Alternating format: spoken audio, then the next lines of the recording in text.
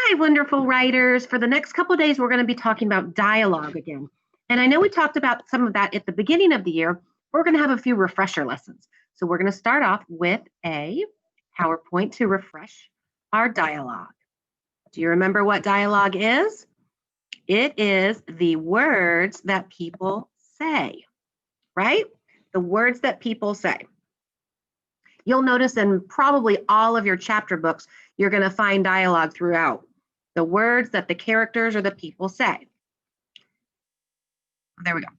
The exact words that a character says is called dialogue, that fancy word in red. She told us. This sentence above includes dialogue. What do you notice? You probably remember that. It has our quotation marks. It like hugs the words that people say. So the dialogue, whatever the words they say, start with these quotation marks and they end with the quotation marks. We don't put quotation marks around who's saying it, okay? Just around the words that they say. So not dialogue, Mom told me to clean my room. Dialogue, clean your room, said Mom. You see the difference there? It has to have like said or exclaimed or whispered. Someone actually has to be doing the talking. And again, starts with quotation marks, ends with quotation marks, and then we'll talk about this comma here in a second. Clean your room, that's the dialogue. Said Mom is the tag. The dialogue is what was said, and the tag is who said it and how.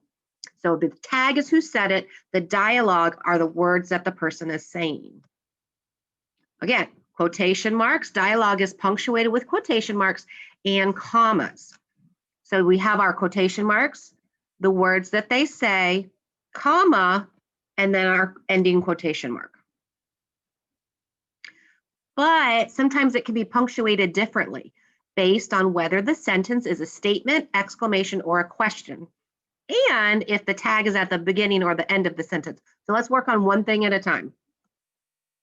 Okay, so we have three different ending marks. A statement ends with the period, an exclamation ends with an exclamation mark, and a question ends with a question mark. So the only time you use a comma is if it's a period.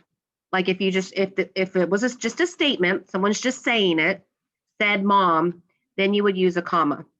If it's an exclamation, I love when you bake cookies, I exclaimed.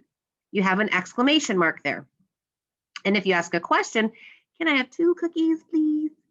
Then it would end in a question mark. So those are the differences of the 3 types. If normally you would put a period, you're going to end it with a comma. If it's an exclamation, it ends with an exclamation mark, and of course our quotation marks. And if it's a question, it would end in a question mark.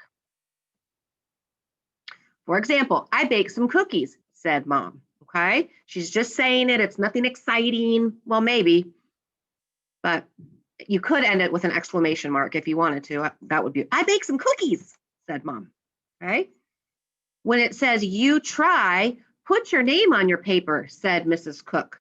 So we would start, I would put my exclamation mark or quotation marks there. And she's just saying it. So I would have quotation marks, put your name on your paper, comma, quotation marks, said Mrs. Cook, because she's just saying it. It's not anything exciting. I love when you bake cookies, I exclaimed.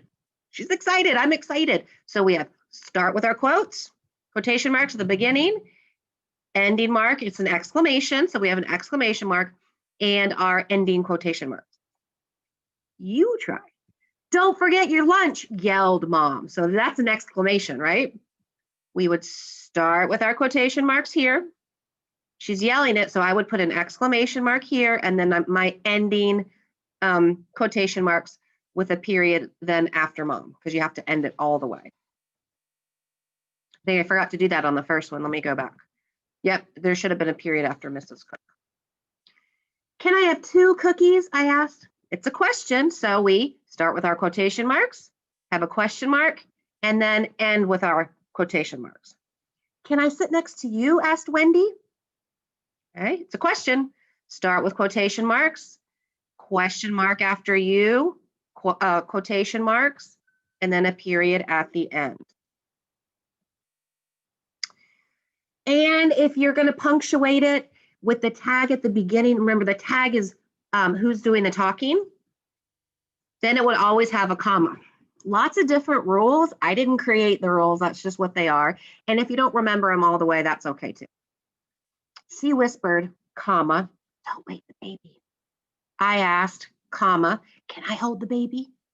She exclaimed, comma, of course you can. So what do you notice about those three? The tag is at the front, and there's always a comma after the tag. And then we have our dialogue. Remember the words that people say. What do you notice about the dialogue? When the tag's at the front, the first letter of the words that they say is capital. That's right. Very good. Okay. So again, we're going to be talking about this all week. Oops, sorry. And we're going to be talking about dialogue all week. And most of you are familiar with it. Some of you might not remember from the beginning of the year. My new friends, I'm not sure. So dialogue is the words that people say. They always have quotation marks. They're hugging those words. And there's always a tag. Who's doing the talking?